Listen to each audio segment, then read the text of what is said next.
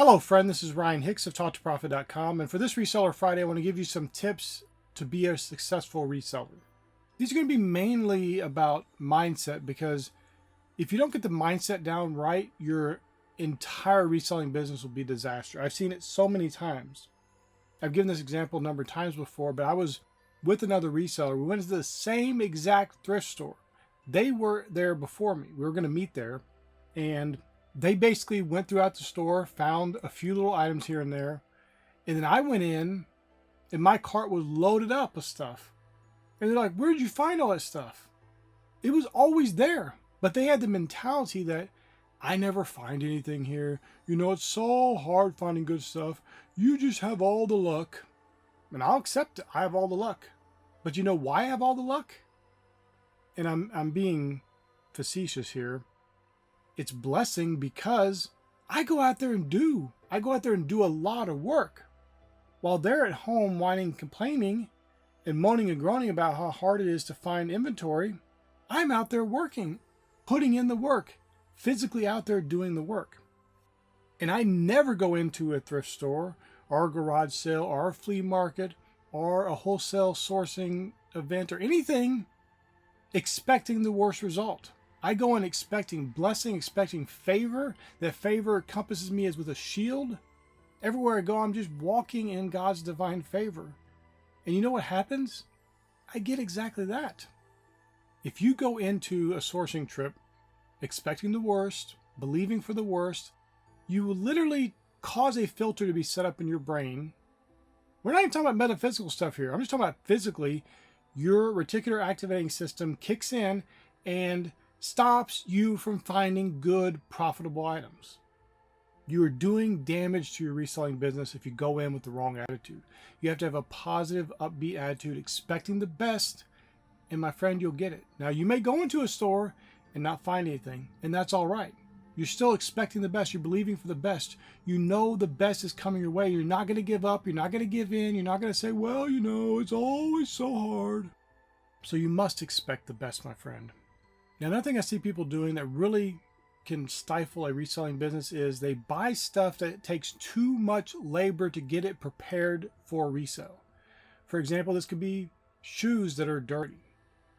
If it's taking you 30 minutes to clean those shoes, you need to calculate that into the price of the shoe.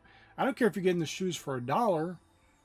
If you have to spend 30 minutes of your life to get that shoe cleaned to sell, it needs to be selling for at least what you would calculate 30 minutes of your time being worth, $100, $200, whatever. You can't be putting that kind of time into $10 shoes. You can go get a job anywhere and get that much pretty much nowadays.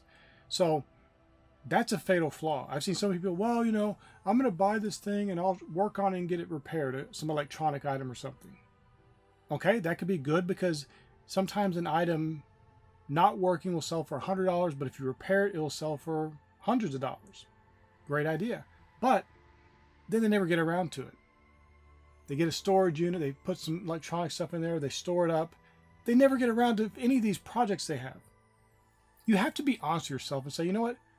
I never do these projects. I always get this great idea. I'm going to get this item and fix it up, but I never get around to it. You need to cut off buying those kind of items once and for all, or at least until you get those other items fixed, repaired, and listed and sold. It might be, if you have a lot of that kind of stuff, the best idea might be just to sell it at a bargain price and sell it for parts not working, untested. And just get rid of the stuff, clear it out. I had a bunch of stuff filling up a warehouse one time, and I was considering how much time it's going to take to list, the actual value of the items, and just started listing everything with 2 pictures. These were particularly electronic items, a front and the back to show the serial number and everything, the model number, all that stuff. And then started them at 1 penny auctions, and just whatever happened, happened. I charged shipping, there's shipping cost, or people could come pick them up in person. So they could win it theoretically for a penny, come pick it up in person. I didn't care. I just wanted that stuff out of here. I didn't want to throw it away, and I didn't want to donate it to some thrift store because there's way too much stuff for them to be able to handle it. Sometimes it's better just to cut your losses, move on, and make better purchases so you don't have stuff stacked up everywhere, or you don't have a warehouse full of stuff because you bought trailer loads of stuff. Because you should theoretically, even if you get all the good stuff out of that trailer load, you sell it, you should be making enough profit that even if you give the rest of stuff away, you're still making some money. You still profited. Everything else is basically free at that point. So giving it away doesn't matter. And this ties into the next thing I want to talk about is don't get greedy. People hold on and cling to this stuff. They have death piles full of stuff they should get rid of because they're greedy. Well, you know, there's some value there, or I spent $4 on this, or I got money tied up in this. And I get all that.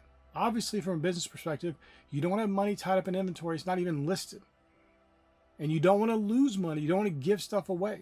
But at some point, it makes more sense to just get rid of the items, either donate it, sell it at a loss, or sell it at least enough where you break even, and just move on to better products. You go to a big box store like a Walmart, they have a clearance section. They spend millions of dollars a year, I don't know how much it is, many millions of dollars a year, researching and determining where to place stuff and which items to purchase and where it should be put in the shelves and how much exactly it should have at each store. And sometimes things just don't sell. Sometimes things sell in one area and they sell terribly in another. Same Walmart, same position in the store, everything's the same except for whatever reason that region doesn't want it. Walmart doesn't go, well, we need to keep this and just have these items sitting here forever until they sell. We got to make our money out of it. They put them in the clearance section and start getting rid of them. Although I will have a little anecdote that there was one Walmart. I'm not going to mention where, but I don't even know if it's still open. It was a very odd Walmart. It was kind of a smaller superstore. And specifically, you went into the toy section. They had toys, some of them were 10 years old. It was just like a collage of old toys. Very, very, very strange. Very cheap prices. I bought so many toys from that Walmart. It was ridiculous. The only thing I could gather was maybe it was where stuff kept getting sent just to clear out. I don't know what was going on in that store. It was a regular Walmart though. Had food and everything. Everything was normal about that. But in electronics, it had old video games. It had old toys. It was very strange. All brand new old stock stuff, but very strange. But you running a resale business, you can't get into that. Now, if you could find new old stock stuff, of course you can make a bunch of money. But you can't just cling to your inventory. It's been listed for years and nobody's buying it. Maybe it's time to get rid of it. Or maybe it's time to lower the price. You know, since you've listed an item, the price in the market that the market's willing to pay might have went down a lot. It might be worth some of these items that have been sitting there for a while, checking on them to see, are you priced at a reasonable price? Doesn't matter what it used to sell for. If the item used to sell for $50 and now everybody has it for $20 and you still have it for $50, you're never going to sell it in a billion years. But you can go in there, check prices, compare, realize what's going on, and either choose to adjust your price down or get rid of the item. Of course, it's your business, so you can do whatever you want. You could just set it there and keep it at $50 still, hoping that eventually everybody else sells out and then they come buy your high-priced item. That's generally not very profitable. At some point, you want to get some money out of that item so you can take that capital and reinvest it into better items that don't sit there forever and the price doesn't drop down the toilet like it did on that one, and just move on. Listen, my friend, you have one of the best businesses available to you today. The reselling business is easy. Now, I know it can get very hard as you scale up, but as a beginner or somebody just one individual selling stuff, it's super easy. And you can get into it with no cost. You can just sell stuff around your house. You can get stuff donated to you. People will give you stuff. There's a thrift store near me that literally has a whole free section of free stuff you can just take. Now, it's not all worth reselling, but sometimes there's really good stuff there. You just never know. The point is, you don't have to spend any money. You don't have to have any kind of investment. You don't need a printer. You don't even need a computer. You can use your phone. You don't need some sort of thermal printer or any kind of special printer. You can use literally the QR codes that all the major marketplaces allow you to use a QR code. You take it into the post office or FedEx or UPS or whatever. They scan it. They print up the label for you when you're shipping an item. Super easy. Don't let people drag you down. There are resellers out there who are very negative. There are resellers out there telling you how hard it is, telling you it's so difficult. I think some of them are just trying to drive people away because they're afraid of competition. But some of them maybe really believe that because they're miserable. You don't want to be that person. There's plenty of inventory available to you. There are plenty of opportunities for you to get better inventory, and there is a lot of money to be made. You have to have a positive, upbeat attitude. Follow the scripture, follow Philippians 4:8. Only think about things that are lovely and of good report, especially when it comes to your business, and watch as your business starts to bloom. Now, you get to put the work in. You can't just sit around all day thinking good and lovely thoughts and your business just do well. You have to put the work in. But if you put the work in, it's very much a 1-to-1 ratio where you put 1 unit of work in, you get 1 unit of profit back. You just got to put the work in. And that's what most people aren't doing. Most people are not putting enough work into their reselling business.